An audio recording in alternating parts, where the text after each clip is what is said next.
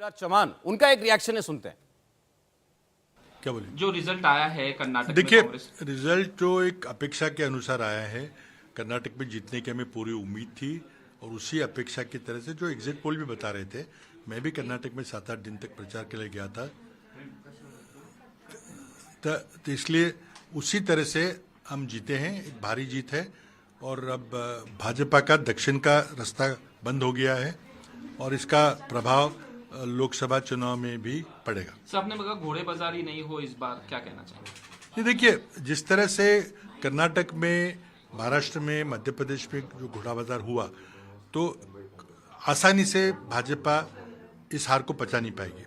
तो इसलिए कोशिश तो पूरी करेंगे कि कुछ तोड़फोड़ हो सकती है, लेकिन मैं समझता हूं कि अगर 125 से ऊपर हमारी सीटें आई, जो लग रहा है कि 120 से ऊपर आई, तो फिर घोड़ा बाजार की रेंज से हम बाहर हो जाएंगे। लेकिन हमको फिर भी सावधान रहना पड़ेगा, खबरदारी लेनी पड़ेगी कि पता नहीं क्या क्या कर पाए। देखिए, अभी भी कांग्रेस के जो तमाम दिग्गज नेता हैं उनकी तरफ से ये जरूर अंदेशा जाहिर किया जा रहा है कि कर्नाटक में बीजेपी जो ऑपरेशन कमल है उसकी शुरुआत कर सकती है, लेकिन फिलहाल जो नंबर्स हैं उसके मुताबिक पृथ्वीराज जी जरूर कह रहे हैं कि ये नंबर्स बीजेपी को मौका नहीं देंगे कि बीजेपी कुछ बड़ा खेल यहां पर कर पाए। हर्षवर्धन जी, जो बात अभी तमाम कांग्रेस के नेता कह रहे हैं कि कर्नाटक का ये चुनाव जीतना 2024 के लिहाज से कांग्रेस के लिए एक बूस्टअप है, या इससे कुछ बहुत बड़ा बदलाव होगा, या इससे जो रणनीति है कांग्रेस की उस पर मुहर लगेगी और 2024 में भी वो उसी तरफ आगे बढ़ेगी? नहीं प्राची, निश्चित तौर पर कांग्रेस पार्टी के लिए एक तरह से आप कहें कि अभी तो संजीवनी है, और ये मैं हिमाचल से बहुत बड़ी जीत मानता हूं, क्योंकि हिमाचल की जीत ढेर सारी वजहें थी, बहुत कम अंतर था, लीडरशिप का बहुत सा मसला वहां नहीं था, लेकिन यहां तो दूसरे तरह से आप देखिए, इस राज्य में सरकार दक्षिण भारत में भारतीय जनता पार्टी की अकेली सरकार, ऐतिहासिक तौर पर सरकार लौटती नहीं, लेकिन जिस तरह से पीएम ने कैंपेन लीड की, इसका मतलब यह हुआ कि कर्नाटक राज्य में जो कांग्रेस है वो भारतीय जनता पार्टी राज्य कांग्रेस से इतनी मजबूत है कि पीएम भी उसको जीत के पाले तक नहीं पहुंचा पाए। नंबर 1। नंबर 2 ये कि जब सप्पल जी जैसे लोग कहते हैं तो मुझे थोड़ा सा आश्चर्य भी होता है और बड़ा ही दुर्भाग्य भी लगता है कि जितने पत्रकार किसी पार्टी में चले जाते हैं वो सबसे पहले मीडिया को ही उसी के साथ मारपीट शुरू कर देते हैं। अरे ये जितने एग्जिट पोल्स थे, जितने सर्वे थे, सबने कांग्रेस को लीड दिखाई थी। तब तो आपने नहीं कहा कि मीडिया हमारे लिए काम कर रहा है, प्रचार कर रहा है, ओपिनियन पोल्स तक में लीड दिखाई थी। और जो सबसे बड़ी बात है कि जब आप कहते हैं कि हमारे हिसाब से सवाल पूछो, तो मीडिया का काम न भाजपा के हिसाब से न कांग्रेस के हिसाब से, इसको आप लोकसभा के लिहाज से भी तय कीजिए, क्योंकि लोकसभा की जब कैंपेन शुरू होगी तो आपको अपने मुद्दे तय करने पड़ेंगे। महंगाई की आप बात करते हैं, आप मुद्दा नहीं उठा रहे हैं, क्योंकि महंगाई दर के आंकड़े लगातार कम हो गए, आरबीआई के स्टेट से एस्टीमेट से नीचे आ गए। आप रिचेस्ट स्टेट में हैं, जो पर कैपिटा इनकम है वो सबसे ज्यादा थर्ड रिचेस्ट है, आप वहां नहीं जाते हैं। आप वहां गए पीएफआई पर जानबूझकर बजरंग दल से इक्वेट किया, तो क्या नेशनल लेवल पर 2024 में इस प्लैंक पर आप लड़ पाएंगे? और राहुल गांधी जो विदेश में कहते थे, यहां क्यों चुप हो गए? क्योंकि उनको समझ में आ गया कि देश ये बर्दाश्त नहीं कर रहा है कि एक विपक्षी पार्टी का नेता कह रहा है कि लोकतंत्र खतरे में है, दुनिया भर के लोग आओ जरा बचाओ। ये नहीं होता है सप्पल जी, इसको थोड़ा सा सुधारना चाहिए। ठीक है, सप्पल जी जवाब दे दीजिए। देखिए, एग्जिट पोल जो दिखाए गए तब तक तो कहानी निपट गई थी। मेरा बार बार ये कहना है, नहीं ओपिनियन पोल्स भी। सर एक मिनट, आपके दर्शक जानते हैं कि कांग्रेस के मुद्दों को कितनी प्रमुखता मिली और बजरंग बली या गालियों को कितनी प्रमुखता मिली, ये आपके दर्शक जानते हैं, मुझे कुछ कहने की जरूरत नहीं है। जहां तक रही बात, तो अगर आपने राहुल गांधी जी के भाषणों को सुना होता, हर भाषण में यही बात थी, महंगाई की बात थी, बेरोजगारी की बात थी, और इसलिए हमारी 5 गारंटीज की बात आई। उन गारंटीज को हमने हर घर तक पहुंचाया, क्योंकि हमको मालूम था कि हम किन परिस्थितियों में चुनाव लड़ रहे हैं। हमको मालूम था कि धनबल भी है इसमें, हमको यह भी मालूम था कि पूरा सिस्टम कैसे काम करता है। मैं आपको एग्जांपल देता हूं एक छोटा सा। कांग्रेस पार्टी ने एक एड छापा, एड में दिखाया गया कि 40% सरकार के रेट की कमीशन के रेट क्या है। हमको नोटिस दे दिया, इलेक्शन कमीशन ने दे दिया। इसके ठीक 3 दिन पहले बीजेपी ने एक एड छापा जिसमें 85% कमीशन की बात की गई। हमने इलेक्शन कमीशन को लिखा कि ऐसा क्यों हुआ, तो इलेक्शन कमीशन ने हमको लिखित में जवाब दिया कि इलेक्शन कमीशन ऐसे मामलों को प्री जज करके उसको नहीं उठाता। बीजेपी उठाए तो इलेक्शन कमीशन कुछ नहीं बोलेगा, उल्टा चिट्ठी हमको देगा, भाई हम इंटरवीन नहीं करेंगे। हम छापे तो हमको नोटिस आ जाएगा। हम जानते थे कि इन परिस्थितियों में चुनाव लड़ रहे हैं, इसलिए हम सीधा जनता के पास जा रहे थे। भारत जोड़ो यात्रा से जो कांग्रेस पार्टी ने अपने पूरे कार्यशैली को बदला है, वो कार्यशैली आज यही है कि हम जनता के पास जा रहे हैं और हम ये बात कह रहे हैं कि ये हमारे मुद्दे हैं, ये भारतीय जनता पार्टी के मुद्दे हैं, इन पर चुनाव लड़िए। सवाल ये है, पूरे कैंपेन के दौरान किसी ने ये नहीं पूछा, लार्जर मीडिया ने बीजेपी से ये नहीं पूछा, भाई आप केवल बात कर रहे हो गालियों की, आप बात कर रहे हो हिंदू मुसलमान की, आप बात कर रहे हो बजरंग बली की।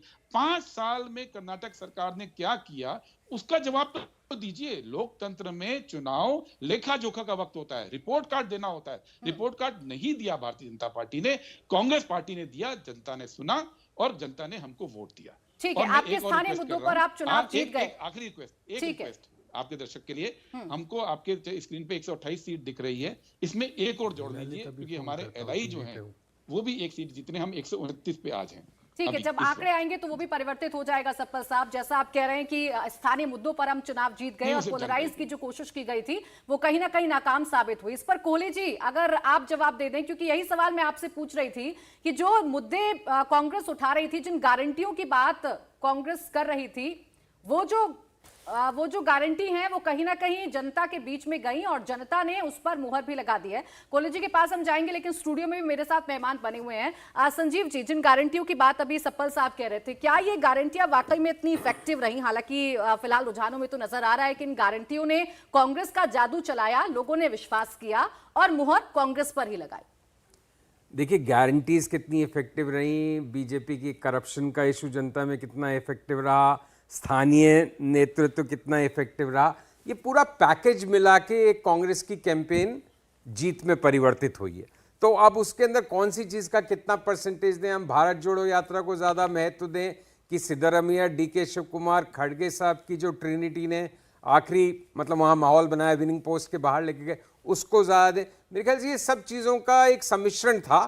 और जो बीजेपी की लोकल गवर्नमेंट थी वो इतनी डिस्क्रेडिटेड थी। येदियुरप्पा का बाहर होना, जो सबसे टॉलेस्ट लीडर कर्नाटक के आज भी हैं, मतलब कर्नाटक में लीडरशिप येदियुरप्पा सबसे बड़े नेता है, सिद्धरमैया नंबर 2 लीडर है, और फिर डीके शिव कुमार वगैरह। तो ये सारी जो कॉम्बिनेशन थी, जो बड़ा मैसेज जाता है कि कांग्रेस की स्टेट लीडरशिप मजबूत थी, उसकी वजह से कांग्रेस जीती। बीजेपी की स्टेट लीडरशिप कमजोर थी, बीजेपी हारी और प्राइम मिनिस्टर भी उस नैया को पार नहीं लगा पाए। मतलब उनकी भी लीडरशिप या करिश्मा, जिसको बीजेपी कहते नहीं थकती, उसकी एक लिमिट है। और एक जनता के दिमाग में पार्लियामेंट और स्टेट इलेक्शंस को बिल्कुल फर्क करके देखना, ये सारे मुद्दे हैं। और एक कर्नाटक का इतिहास जहाँ सरकारें रिपीट नहीं होती, बट एक डिसाइसिव विन है कांग्रेस पार्टी की, जिसकी वजह से अब अगले इलेक्शंस जो होने वाले हैं, Rajasthan, Chhattisgarh, MP, next Lok Sabha election, उन सब के लिए कांग्रेस में, जैसे हर्षवर्धन जी अभी कह रहे थे, कि एक संजीवनी बूटी का काम करेगी, एक नई एनर्जी। भाई कितनी भी गुरदीप सप्पल या कोई भी कांग्रेस लीडर कुछ भी कहें, एक लगातार हार से एक निराशा, हताशा का भाव आता है, एक जीत से नई ऊर्जा का संचार होता है, नई उम्मीद और ऑप्टिमिज्म के साथ आप अगली लड़ाइयों के लिए तैयार होते हैं। तो आज कांग्रेस के लिए बड़ा शॉट इन द आर्म है, बड़ी फिलिप है उनके लिए, उनके लिए एक सेलिब्रेशन का मौका है। और बीजेपी को ये समझ में अच्छी तरह आ जाना चाहिए कि नेशनल और स्टेट इलेक्शंस बिल्कुल अलग है, और साउथ इंडिया का जो डोर क्लोज हुआ है इस इलेक्शन की हार के साथ, तो अब उनके लिए पहला चैलेंज तो ये हो जाएगा, कर्नाटक में कितनी लोकसभा सीटों में वो रेलेवेंट रह के लड़े। तो बीजेपी कितना भी आज बोल्ड फेस रखेगी, लेकिन कहीं ना कहीं मन में उसके 2024 को लेके शंकाओं का उठना अब शुरू होएगा।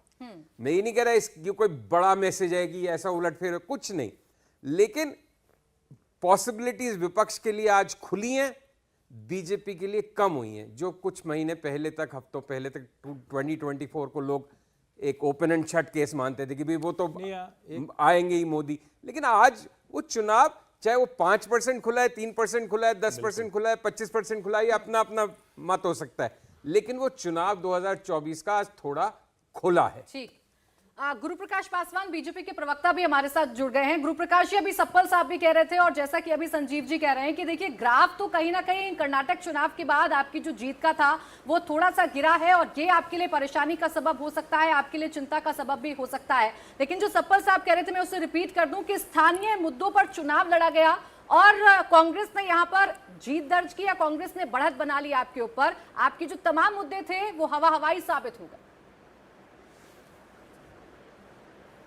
नहीं, देखिए कुछ बातें समझने जैसी है। अभी मैं पूर्व के वक्ता को सुन रहा था और बार बार ये विश्लेषण, ये आकलन हो रहा है कि इन चुनावों का अगले आम चुनावों पे क्या प्रभाव पड़ेगा।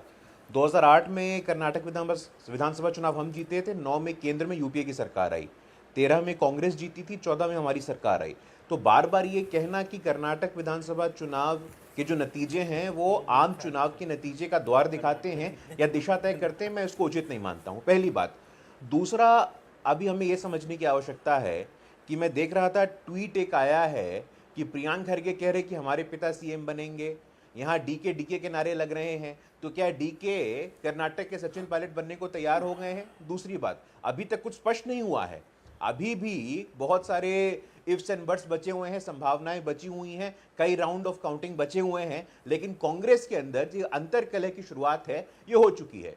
तीसरा, जहां तक मुद्दों की बात है, ये आप जानते हैं और कर्नाटक की जनता जानती है, देश की जनता जानती है। हमने क्या बात किया? हमने बात किया शिवमोगा एयरपोर्ट की, हमने बात किया बेंगलुरु की जनता का एयरपोर्ट से कनेक्टिविटी मेट्रो से कैसे हो, इंफ्रास्ट्रक्चर की इश्यूज की, डबल इंजन गवर्नमेंट की। कांग्रेस के लोगों ने क्या बात की? जहरीला साहब। कांग्रेस के लोगों ने क्या बोला? बजरंग दल को बैन करेंगे। कांग्रेस के लोगों ने क्या बोला? कर्नाटक संप्रभु प्रदेश है। इंडिया टीवी हर वक्त हर जगह डाउनलोड करने के लिए सर्च करें India TV news Google play store या ऐप स्टोर पर।